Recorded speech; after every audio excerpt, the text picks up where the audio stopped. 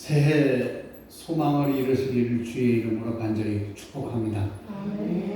우리는 오늘 세 번째 새해를 맞이하고 있어요. 첫 번째 새해는 우리가 언제 맞이했느냐면은 2022년 11월 27일 그때 이것은 교회력 새해예요. 교회력으로 볼 때 새해가 11월 27일 작년 11월 27일 대강절 첫 주일이죠. 이건 뭐냐면 예수님의 생애를 회상하고 우리의 삶에 적용하도록 만드는 그러한 교회력이 시작되는 날이었어요. 그러니까 교회 생활의 기초가 되는 교회력의 새해를 맞은 지 우리는 지금 2달이 지났습니다. 그리고 우리가 두 번째 새해를 맞이했는데 그 새해는 뭐냐? 서양의 달력에 맞게 올해 1월 1일 양력설을 맞이했어요. 네, 새해 양력 새해를 맞이했어요. 벌써 양력으로 새해를 맞은 지 거의 한 달 정도가 지났죠. 그리고 마지막 세 번째 우리는 오늘 이 마지막 세 번째 새해를 맞이했어요. 바로 음력 정월 초하루. 음력으로 새해가 시작되는 날이에요. 음력은 우리나라의 전통과 깊은 관계를 맺고 있고 또 우리 서민들의 삶에 깊은 영향력을 주고 있고 우리 서민들 생활에 깊은 뿌리를 내리고 있는 것이 바로 이 음력이에요. 설은요, 제가 그래서 이 설에 대해서 좀 찾아봤어요. 지난 주간 이렇게 쭉 찾아봤는데 설에 대한 이야기가 많더라고요. 우리 어르신들이 계시니까 한번 여쭤볼게요. 설은 음력 정월 초하루, 이날을 우리가 무슨 날이라고 했냐면 세수라고 했어요. 그렇죠? 맞죠? 세수. 그리고 원단이라고 또 한답니다. 근신 조심하는 날이라고 해서 이날을 신일이라고도 불러요. 이날 잘못하면 1년 내내 화가 임한다고 해서 서럽다, 서러운 날, 설다라고 해서 설이라고 하는 이야기가 있습니다. 그리고 이날 사당에서는 제사를 모시잖아요. 제사를 모시는데 이 제사가 뭐냐? 우리는 차례라고 얘기합니다. 그리고 아이들이 입는 새 옷을 우리는 설빔 또는 새장이라고도 하고 어른들을 찾아뵙고 인사하는 행위를 우리는 뭐라고 하냐? 새배라고 얘기합니다. 이날 손님들이나 아니면 가족들에게 대접하는 음식을 우리는 뭐라고 얘기하냐면 새찬이라고 얘기합니다. 이에 곁들인 술을 우리는 새주라고 이야기합니다. 그래서 이 새찬 중에 우리는 떡국이 있는데 가장 중요한 떡국이에요. 떡국은 손님 대접에도 쓰이고 있고 새찬에서는 없어서는 안 될 음식이라고 합니다. 그래서 이 새찬에는, 이 설에는 우리가 늘 떡국을 해 먹잖아요. 그리고 재미있었던 이야기가 하나 있는데 그게 뭐냐면은 결혼을 했잖아요. 예전에는 지금은 멀어서 그건 못하지만 예전에는 사돈 안주인들이 서로 문안 인사를 나눴다고 합니다. 그 문안 인사를 나누는데 그때 하녀를 보낸다고 합니다. 하녀를 보내서 서로 이제 선물도 드리고 인사를 나누고 금년에도 건강하세요. 이런 인사를 나눴던 모양입니다. 그래서 사돈집 사이에서는 부인들이 안주인들이 근친하는 그런 뜻으로 하녀를 서로 보내어 새해 문안을 드렸는데 이때 새해 문안을 드리러 가는 하녀를 우리는 뭐라고 불렀느냐면 그때 문안비라고 불렀다고 합니다. 그래서 우리는 이 설에 대해서 제가 좀 찾아보고 한 결과 이렇게 재밌는 이야기들이 있더라고요. 저도 이번에 처음 알았어요. 문안비가 있었다라는 거 처음 알았고 그 다음에 이제 단어들 세수는 들어봤고 근심 또 신일 이게 처음 들어봤고요. 그 다음에 차례 이런 건 들어봤고 새장이라는 이야기는 처음 들었어요. 우리는 설빔으로 알고 있었는데 아이들이 입는 새 옷을 새장이라고 하고 새배는 알고 있었고요. 그래서 우리는 이 새해 아침에 사람들을 만나면서 상대방이 말하는 그것을 듣는 내가 상대방한테 또 상대방이 저한테 하는 이야기를 우리는 뭐라고 하냐면 덕담이라고 하죠. 그래서 또 재밌는 건 뭐냐면은 설날 새벽에 밖에 나가자마자 첫 번째 들려오는 소리로 1년간의 기름을 점쳤다고 합니다. 참 재밌어요. 그래서 내가 음력 1월 1일 새벽에 딱 나가자마자 들은 소리, 그 소리를 뭐라고 하냐면 청참이라고 이야기한다고 합니다. 참 우리나라에는 여러 가지의 의미를 둔 단어들이 굉장히 많아요. 그만큼 의미 있는 날을 기리는 그런 우리 민족들이었던 것 같아요. 제가 어렸을 때의 추억이 하나 있는데 그게 뭐냐면은 설하면 여러분들 뭐가 생각나요? 여러분 어렸을 때도 마찬가지고 제가 어렸을 때도 마찬가지고 설빔, 새장, 옷. 그래서 그때마다 옷을 사 입을 수 있었어요. 그때마다 새 옷을 얻을 수 있었어요. 그러니까 1년에 새 옷을 입을 수 있는 기회는 딱 2번이에요. 추석 때 아니면은 설날이에요. 그래서 보통 이 설빔을 입기 위해서는 두어 장 전, 그러니까 장 2번 전에 이 옷을 사다가 장롱에 고이 모셔놔요. 그렇죠? 그래서 우리 아이들은요, 설이 빨리 오기를 기다려요. 왜? 새 옷을 입어야 되기 때문에. 저도 그랬던 기억이 나요. 어머님이 새 옷을 한번 사주시면은 그 옷을 먼저 안 입히셨어요. 설날에 입으라고 딱 옷장에 딱 누워두셨어요. 그때는 저희가 이제 다락이 있어가지고 저는 그때 키가 작아서 다락을 못 올라가니까 어머님이 다락장에다가 이렇게 새 옷을 놔두고 설에 그걸 꺼내서 입혔던 그리고 제가 입었던 기억이 납니다. 그리고 설의 중요 행사 중에 하나가 뭐냐면 동네 어르신을 찾아뵙고 세배하는 일이잖아요. 세배하는 일이에요. 지금은 세배하면 세뱃돈이 주어지는 세뱃돈 받는 것이 그냥 보통 일반화가 됐는데 그때 당시 제 어릴 때도 세뱃돈은 부모님한테 받는 걸로 돼 있었지 동네 어른들한테 받지 않았어요. 그래서 제가 목사님께 세배하러 가거나 아니면은 우리 동네 옆에 계신 어른들한테 세배하러 가면 제일 즐거웠던 기억이 뭐냐면 덕담을 듣는 거예요. 그 덕담 중에 어떤 덕담이 제일 좋았느냐면은 그래 지우야 참 잘 자랐구나. 건강하게 자랐구나. 고맙다. 올해도 건강하고 열심히 공부하고 이런 얘기예요. 이런 얘기를 듣는 것이 좋았어요. 그때는 세뱃돈이 없었어요. 가끔 가다가 이제 조금 여유가 있는 집에서는 세뱃돈 대신에 조그만 하나를 주셨는데 그게 뭔지 지금 기억이 잘 안 나요. 근데 돈은 아니었던 것 같아요. 돈은 아니었고 뭘 이렇게 봉투에다 담아 주셨는데 그것이 무엇인지 정확하게 기억은 나지 않는데 아무튼 그렇게 받는 적도 있지만 덕담을 듣는 것이 99%였었어요. 건강하게 자라서 고맙다. 금년에도 아프지 말고 건강하고 공부 열심히 해라. 이 덕담을 듣는 게 그렇게 좋았어요. 그렇게 좋았어요. 근데 우리가 설 그러면 설이 무엇인가? 그래서 설에 대해서 좀 알아봤어요, 제가. 설이 갖고 있는 의미가 몇 가지가 되더라고요. 그 설이 갖고 있는 몇 가지 의미 중에 3가지를 제가 준비를 했어요. 첫 번째는 뭐냐면은 매우 조심스러운 날이 설이라고 합니다. 그 설은 순수 우리말로서 말뜻에 대한 해석은 여러 가지가 있대요. 그 중에 하나가 뭐냐면 서럽다 해서 설이래요. 그래서 왜 서럽냐? 그 중에 추위와 가난 속에서 맞이하는 명절이라서 그랬답니다. 설은 겨울에 있잖아요. 추워. 지금은 더 추웠죠. 옛날에는. 그래도 그렇게 잘 살지를 못했어요. 설은.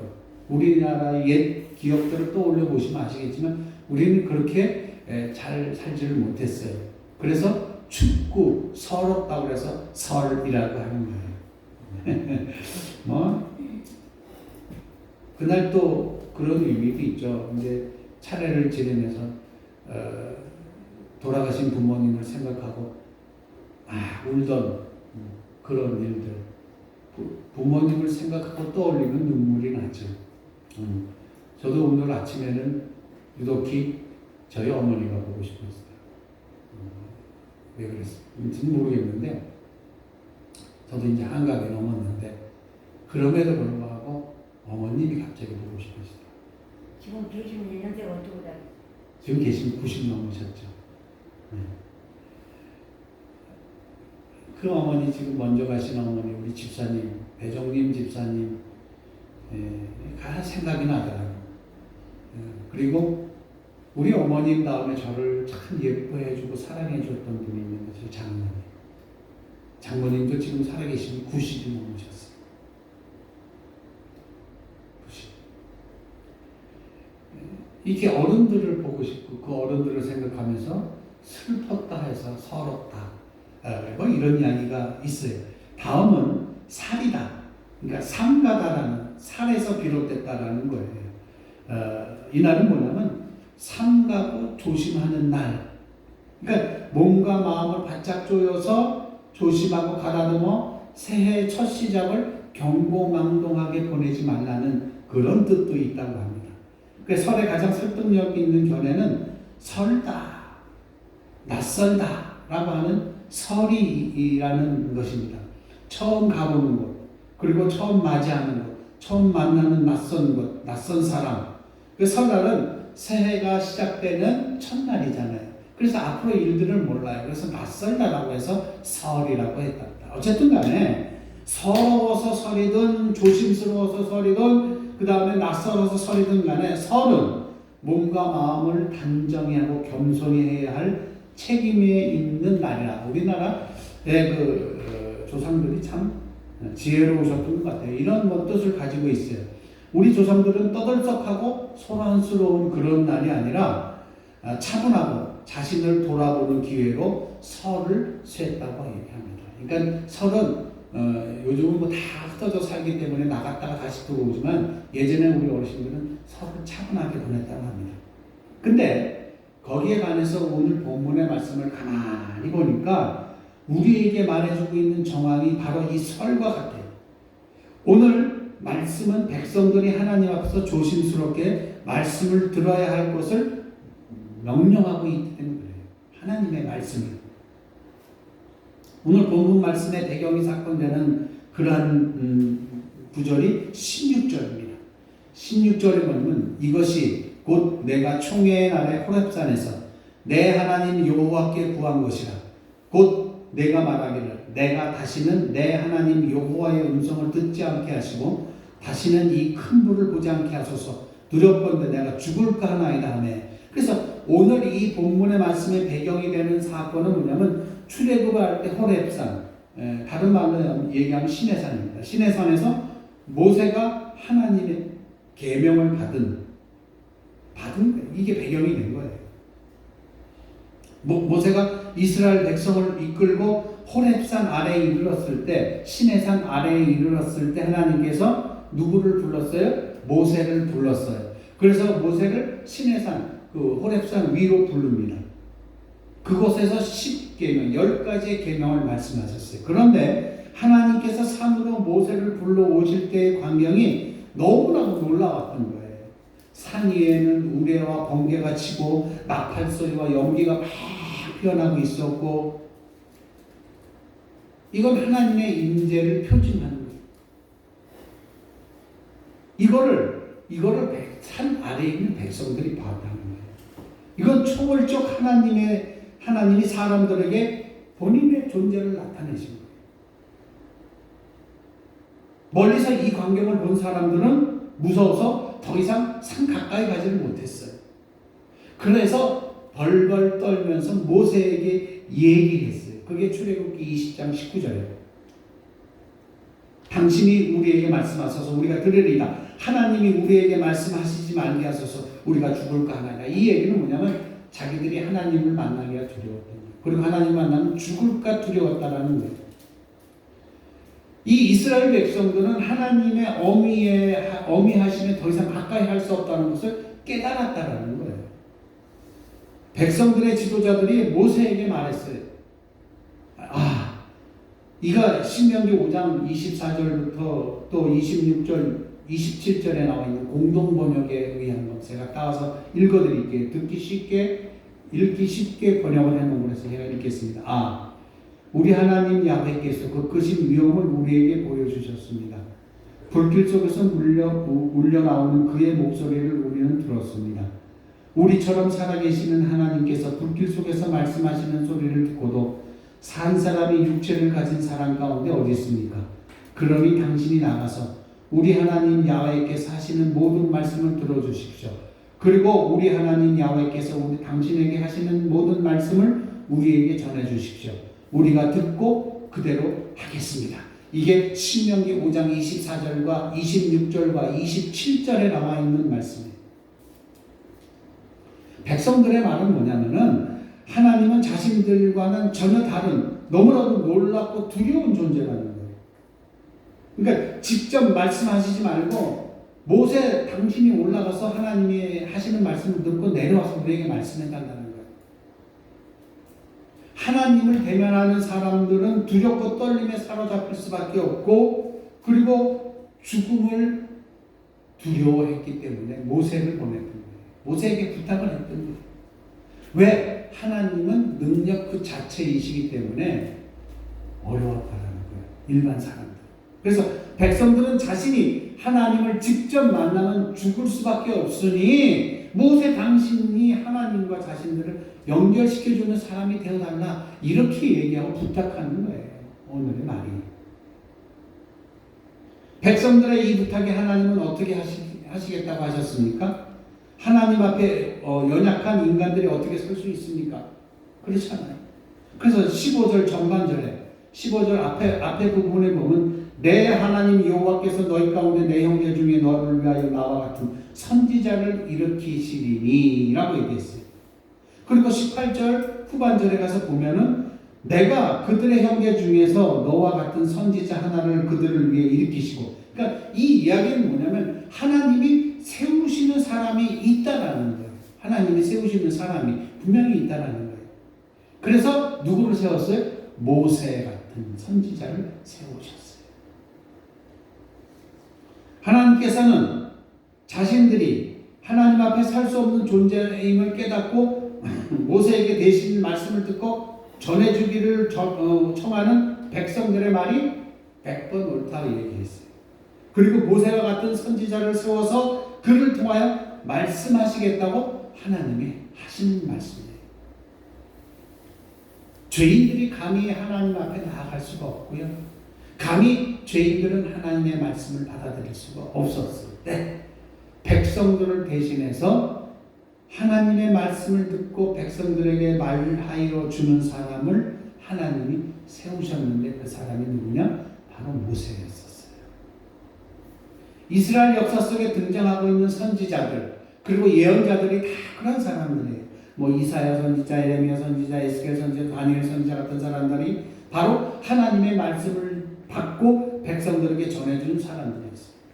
그래서 히브리서 1장 1절 말씀에 옛적에 선지자들로 여러 부분과 여러 모양으로 우리 조상들에게 말씀하신 하나님이 그렇게 하셨어요.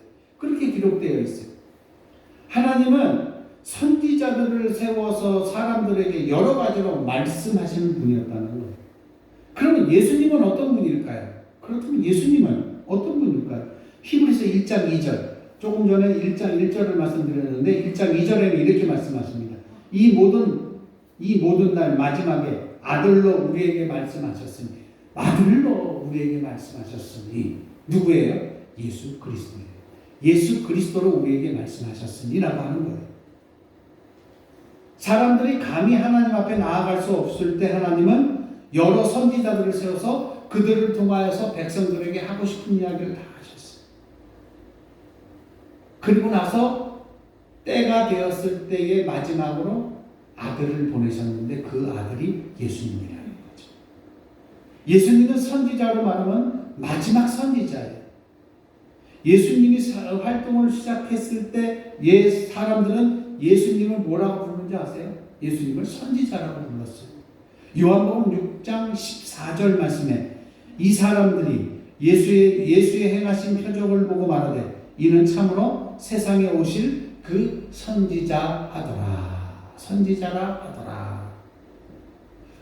또 있어요. 마태복음 21장 11절은 이렇게 얘기합니다. 무리가 가로되 갈릴리 나사렛에서 나온 선지자 예수라 하니라. 예수님 선지자라고 불렀어요. 그러나 예수님은 사람들이 알고 있는 그 선지자 그 이상의 분이었었어요. 예수님은 친히 자신을 향하여 선지자라고 얘기하지 않고 이렇게 얘기했어요. 요한복음 14장 6절 너무나도 잘 아는 말씀이에요. 예수께서 가라사대 내가 곧 길이요 진리요 생명이니 나로 말미암지 않고는 아버지께로 올 자가 없느니라. 요한복음 14장 6절. 예수님은 선지자 그 이상의 분이었어요. 단순히 하나님의 말씀을 사람들에게 전해주는 그 정도가 아니라 하나님께서 사람이 되어서 이 땅에 오신 그분이기 때문에, 그리고 우리를 하나님께로 이끌어 주신 분이, 이 모든 선지자가 오시라고 예언한 분이 누구냐면은 예수 그리스도예요. 그러니까 구약에 나오는 모든 선지자들도 그렇고 마지막에 오실 선지자가 누구냐? 예수예요. 예수로 다 통일되고 있어요. 그래서 예수 그리스도를 통해서 하나님의 말씀을 듣고 하나님께 나아가게 됐다는 것을 에베소서 13장 12절에 얘기하고 있어요. 그리스도를 통하여 하나님을 찬양하시길 바랍니다. 여러분, 예수 잘 믿어야 돼요. 오늘 찬양이 승전가잖아요. 제가 왜 이 말씀을, 이 승전가를 골랐냐면, 설이 되면은 우리나라의 가정들은 유교와 불교와 기독교가 혼합이 됩니다. 왜? 가족들이 믿고 있는 종교가 다 다르기 때문에 그래요. 그래서 그리스도인으로서 승전가를 불렀으면 좋겠다라는 마음에 이 찬양을 골랐던 거예요. 자, 그렇다면은 하나님이 세우신 사람에게는 무엇이 있었을까요? 15절, 오늘 본문 15절 후반절에 너희는 그의 말을 들을지어다. 18절 후반부에 내 말을 그 입에 두리니 내가 그에게 명령한 것을 그가 우리에게 다 말하리라. 이 얘기는 뭐냐면 하나님이 직접 우리에게 말씀하시는 것도 있겠지만 그것보다는 선지자를 통해서 우리에게 말씀하시는 것이었어요. 하나님의 사람에게는 하나님이 그 입술에 담아주신 하나님의 말이 있어요. 하나님은 사람을 세우고 그 입에 자신의 말을 담아두셨다고 얘기하셨어요. 약속하셨어요. 그런데 우리는 성경을 읽다 보면은 선지자라고 하는 이야기를, 단어를 볼 때가 있고요. 그 선지자라고 하는 말은 단순하게 우리가 먼저 선자 알지자, 그래서 먼저를 알아서 기륭화복을 알게 해주는 그런 사람을, 그 기륭화복을 알아맞히는 사람 생각하게 되는데, 그렇게 생각해서는 안 돼요. 하나님의 사람은 하나님께서 말씀해 주시니 다른 사람들보다 어떤 일을 먼저 알 수도 있지만 중요한 것은 뭐냐면은 먼저 안다는 것이 아니라 하나님이 말씀을 맡겨주셨다는 거예요. 선지자를 다른 말로 이야기하면 뭐냐? 예언자가 돼요. 예언자. 근데 이 예언자, 예자는요, 일기예보할 때 예자를 쓰는 게 아니라 이때 예자는 예금할 때 예자를 씁니다. 그러니까 일기예보 때 예자는 날씨를 미리 알려주잖아요. 그런 예자가 아니라 우리가 예금, 적금할 때 쓰는, 예금할 때 예자를 쓰는 거예요. 이게 담아두고 있다라는 거예요.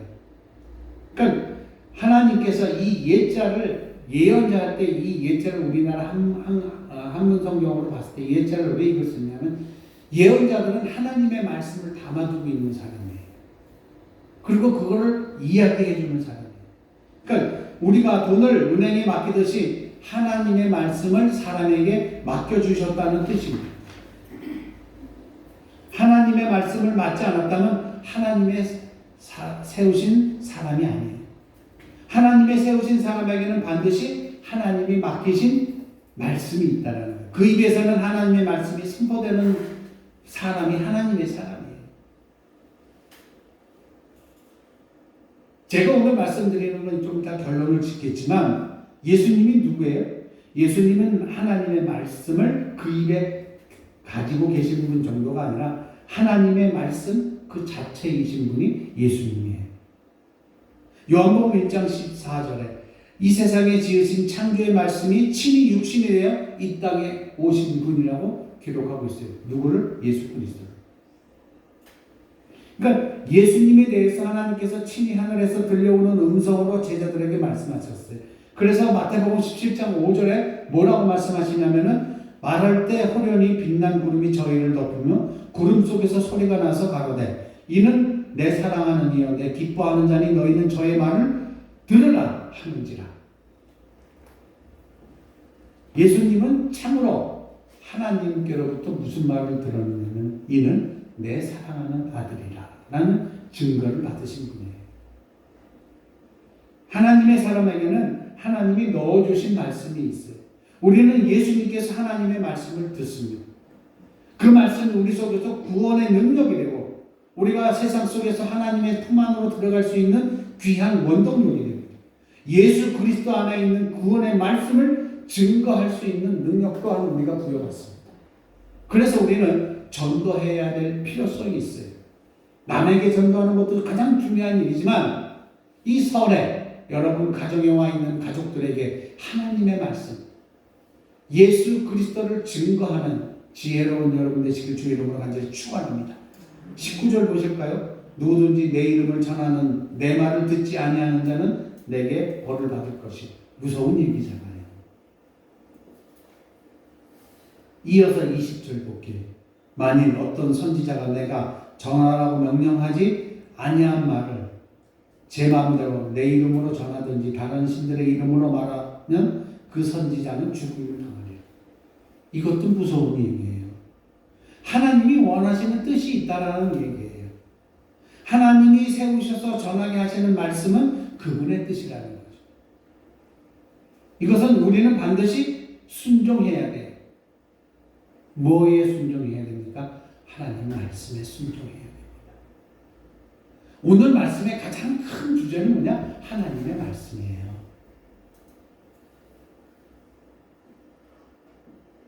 어떤 사람이 하나님이 넣어준 말을 듣고도 그대로 전하지 않으면 그 사람은 하나님의 벌을 명키 어려워요. 여러분 이 말이 그냥 듣기 그렇구나라고 생각하면 안 돼요. 무서운 말이에요. 여러분에게 하나님께서는 여러분들에게 가족을 그러니까 구원하게끔 할 수 있는 그 하나님의 말씀을 주셨어요. 근데 여러분들은 여러분 가족들에게, 여러분 자녀들에게 하나님에 대한 이야기를 하셨느냐, 안 하셨느냐, 이게 문제.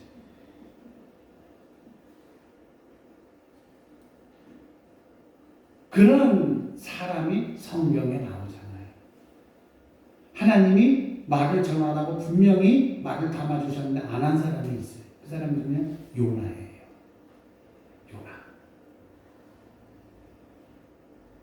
요나 어때요? 하나님이 담아주신 말씀을 전하라고 했는데 안 전했잖아요. 그러다가 큰 어려움을 당한 인물이 요나예요. 여러분도 요나와 같은 그런 인생을 사시는 분들이 아니시길 주의 이름으로 간절히 축복합니다. 그런데 하나님의 말씀을 듣지도 못하면서 하나님의 말씀을 전하려고 하면 어떻게 되겠어요? 바울이 복음을 전할 때 하나님께서는 바울에게 놀라운 기적들을 행하게 하셨어요. 여러분이 하나님께서 여러분에게 명령하신 게 있어요. 여러분 가정에 대한 가족 구원이 있었어요. 그것을 전하게 될 때 여러분들은 나이가 드시고 연세가 드시고 그리고 몸은 참 힘드시지만 하나님께서 힘을 주신다라는 거예요. 하나님이 능력으로 더하여 주신다라는 거예요. 상상할 수 없는 능력이 여러분들에게 있어요. 어느 때? 하나님의 말씀을 전할 때. 누구에게? 내 가족에게.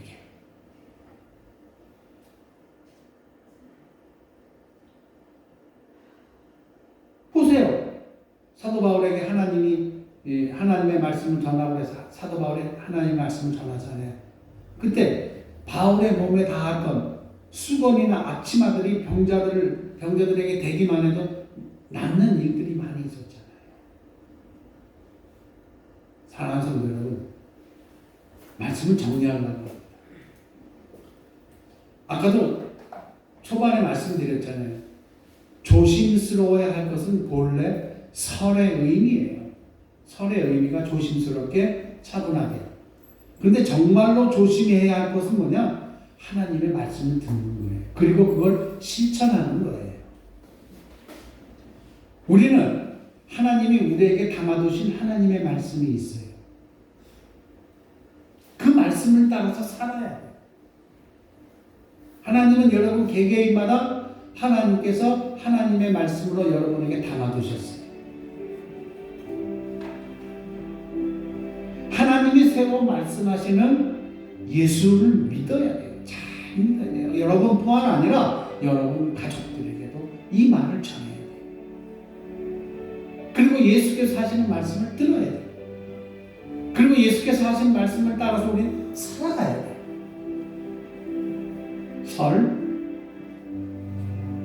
조심스럽게 하나님의 말씀을 듣는 이번 2023년 설이 되시길 주 이름으로 간절히 축원합니다. 그리고 그대로 살기로 결심하는 기회. 오늘의 제목처럼 하나님의 말씀을 듣고 그대로 살아가기를 결심하는 날이 오늘 설이 되시길 간절히 예수 이름으로 축원합니다.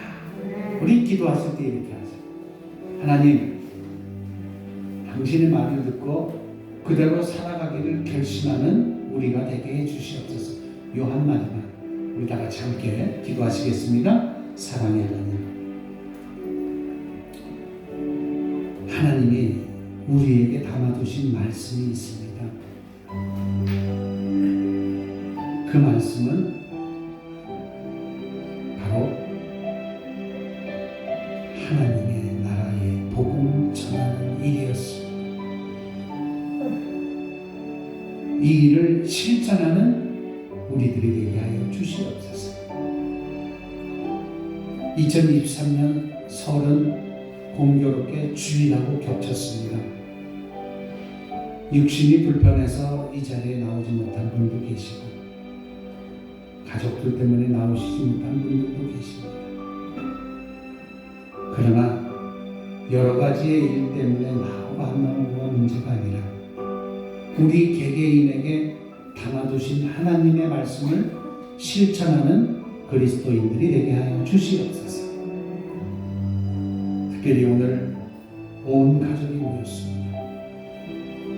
그 온 가족 중에 하나님의 음성이 울려 퍼지게 되는, 그리고 그 말씀을, 하나님의 말씀을 전하는 우리들이 되게 하여 주시옵소서.